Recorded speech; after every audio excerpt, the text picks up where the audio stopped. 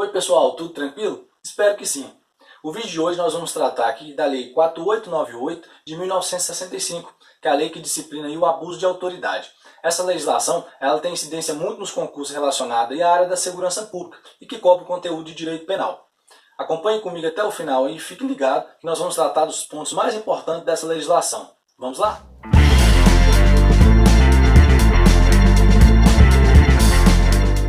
Então pessoal, para falar desse assunto, abuso de autoridade, nós vamos dividir o vídeo de hoje em 3 blocos. Vamos começar? Em primeiro momento, eu gostaria de explicar para você o seguinte. Toda vez que você for estudar alguma legislação, você deve buscar primeiramente na Constituição Federal a base constitucional daquela lei.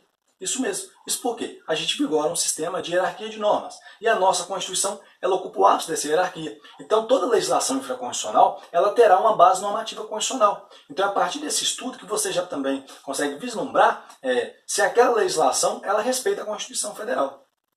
Como a legislação abuso de autoridade não é diferente, ela terá uma base normativa constitucional. E essa base normativa constitucional está disposta no artigo 5º, inciso 34, a linha A da nossa Constituição Federal, que vai trazer o direito de petição, em defesa de direitos contra a ilegalidade ou abuso de poder. Isso mesmo, se a lei é abuso de autoridade, nós teremos aí o direito de petição contra esse abuso de poder. Então nós encontramos a base normativa constitucional nessa legislação. Mas aí fica uma dúvida. A nossa Lei 4898 é de 1965 e a nossa Constituição Federal foi promulgada em 1988. Aí tem uma divergência temporal. Mas aí o que acontece? Nós temos um fenômeno no direito, sobretudo o direito brasileiro, que é o fenômeno da recepção.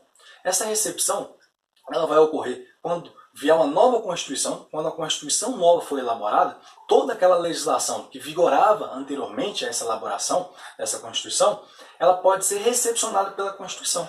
E isso que aconteceu com a nossa lei de abuso de autoridade.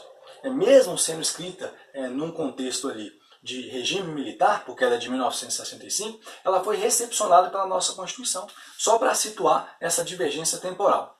Enfim, dando prosseguimento, nós podemos trazer o seguinte: o que essa legislação ela vem proteger?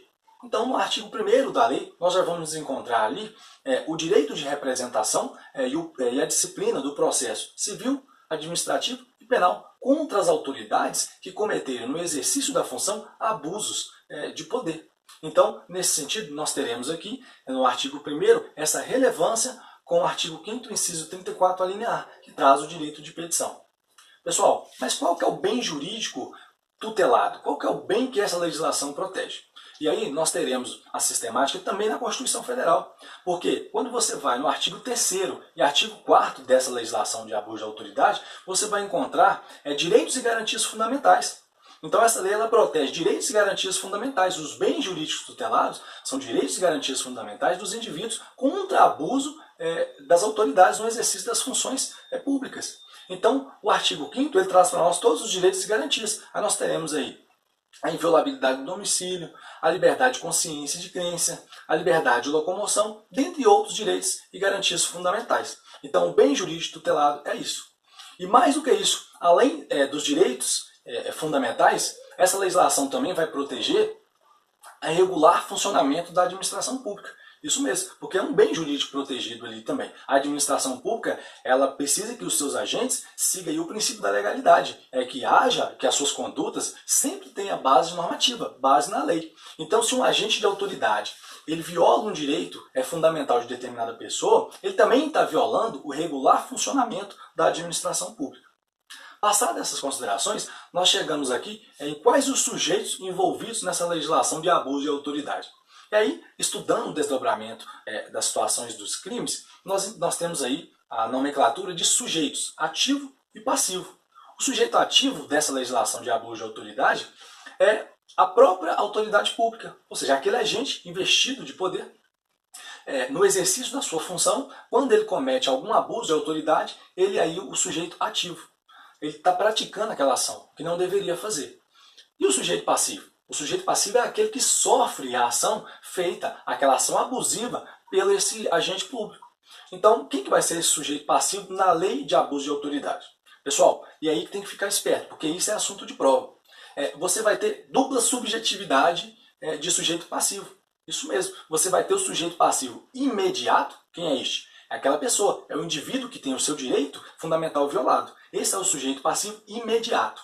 E o mediato, quem que é esse mediato? O sujeito passivo imediato, na lei de abuso de autoridade, nada mais é que o próprio Estado, que é esse regular funcionamento da administração pública. Então nós vamos ter aqui dois sujeitos passivos quando ocorrer algum delito de abuso de autoridade. Tanto o particular que vê o seu direito fundamental violado, como também o Estado, pelo regular funcionamento da administração pública. E aí, pessoal, iniciando o nosso segundo bloco, nós vamos falar aqui da competência. Nos crimes de abuso de autoridade, qual que é o juízo competente para processar e julgar esses crimes? Gente, a matéria de competência ela é classificada no direito de diversos aspectos. Por exemplo, nós teremos aí a competência em razão da matéria, por exemplo, direito civil, direito penal, direito do consumidor, dentre outras ramificações do direito. Nós teremos também a competência em razão do território, por exemplo, Estado de Minas Gerais, Estado do Rio de Janeiro, Estado de São Paulo. E nós teremos também competência em razão da pessoa, de direito público, por exemplo, uma autarquia, um próprio ente federado, a União, Estados, município, Distrito Federal. E existem outras classificações de competência. Mas, e aí, no caso da lei de abuso de autoridade, qual que é o juízo competente? Pois bem, essa legislação 4898/65 vai seguir o rito para verificar a competência estabelecida no Código de Processo Penal, no artigo 70. Por que isso? Porque essa legislação ela não veio trazendo aí, o juízo competente para julgar esses crimes. E aí utiliza-se do Código de Processo Penal para verificar qual será a competência, qual que é o juízo que vai julgar esses crimes. E aí nós temos que, no artigo 70 do CPP, do nosso Código de Processo Penal, é estabelecido que é competente para julgar os delitos o juízo do local onde ocorreu o crime, no caso da consumação. E quando for a tentativa, do último lugar onde foi praticado algum ato de execução.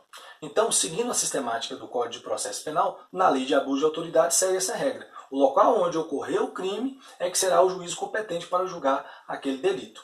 E também, no caso de tentativa, é do último local onde ocorreu o ato de execução. Pessoal, essa legislação de abuso de autoridade, embora seja uma legislação que vai regular esses abusos de autoridade, ela é julgada pelo Juizado Especial Criminal, porque ela guarda uma relevância com as infrações de menor potencial ofensivo. A Lei 9.099 de 95, ela vai regular os juizados especiais, tanto o juizado civil quanto o criminal. Na parte criminal, as infrações de menor potencial ofensivo é trazido por essa legislação 9.099 que aquelas infrações que têm a pena privativa de liberdade não superior a 2 anos são consideradas infrações de menor potencial ofensivo. Então vai ser julgado ali pelo juizado especial. Nessa sistemática, nós temos que a lei de abuso de autoridade estabelece uma pena de detenção de no máximo 6 meses. Então ela será regulada nessa questão de todas as sistemáticas do juizado especial criminal pela Lei 9.099. Mas, como no direito sempre tem uma exceção, nesse caso não será diferente. Nós teremos uma exceção, onde a Justiça Federal vai julgar um crime de abuso de autoridade se, porventura, esse delito de abuso de autoridade violar bem, interesse e serviços da União. E aí você verá uma competência diferente, porque em razão da pessoa, ou seja, daquele sujeito passivo que foi violado. Então você vai ver a competência da Justiça Federal para julgar esse crime de abuso de autoridade. É claro que nós não podemos deixar de falar os casos aí de conexão e continência. Por exemplo, se houver um crime de abuso de autoridade, mas um homicídio doloso contra a vida, como é que fica essa relação? Então, nestes casos, nós teremos aí que a competência do tribunal do júri vai puxar esse delito de abuso de autoridade para lá.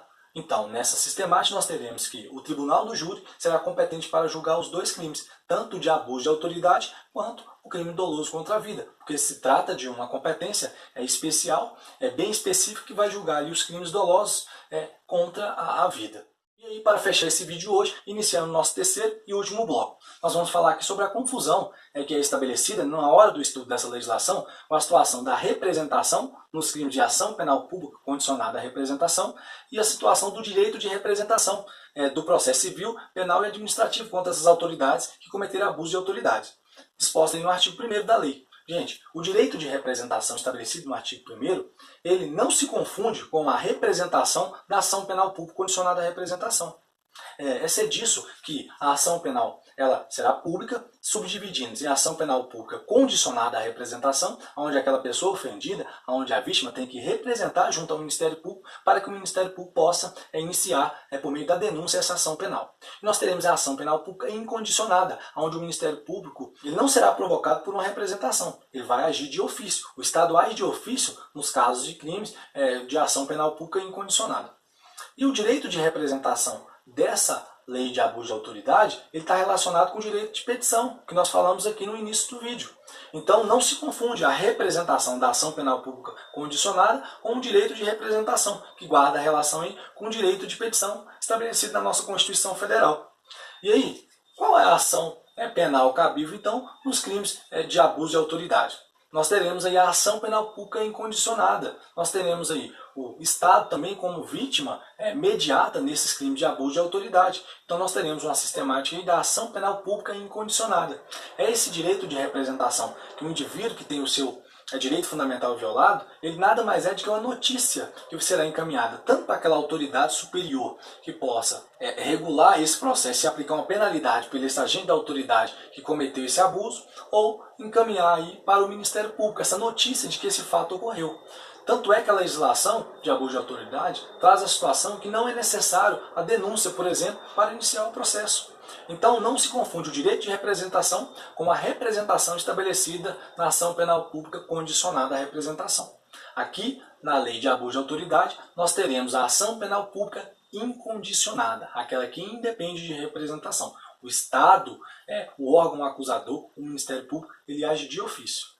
E aí nós ingressamos num ponto interessante. O artigo 3º e 4º dessa lei, ele vai trazer, além das situações do bem jurídico tutelado, que nós falamos anteriormente, que são os direitos e garantias fundamentais previstas aí no artigo 5º da nossa Constituição Federal, ele traz uma situação também em relação à tentativa e à consumação dos crimes de abuso de autoridade. E, às vezes, guarda certa confusão na hora de realizar alguma questão de prova, quando se pergunta se cabe tentativa ou não nos crimes de abuso de autoridade. Pessoal, o artigo 3º e a maioria das alíneas do artigo 4º não cabe tentativa. Por quê? Na leitura do caput do artigo 3º, nós vamos perceber que constitui abuso de autoridade qualquer atentado. Esse agente da autoridade que atentou, ele já consumou o delito. Então não cabe tentativa. Então no artigo 3º e na maioria das alíneas do artigo 4º, não caberá tentativa, porque o crime se consuma com um mero atentado contra a liberdade de locomoção, contra a liberdade de consciência e de crença ou os direitos fundamentais violados. Mas e aí, há alguma exceção? Nós teremos 4 alíneas do artigo 4º que vai caber aí a tentativa. Nós teremos a alínea A, a alínea B, a alínea E e a alínea H. Vai aparecer na sua tela essas alíneas e vale a pena ficar esperto no verbo desse tipo penal. Porque é no verbo que você vai conseguir encontrar essa relação aí, se cabe ou não a tentativa.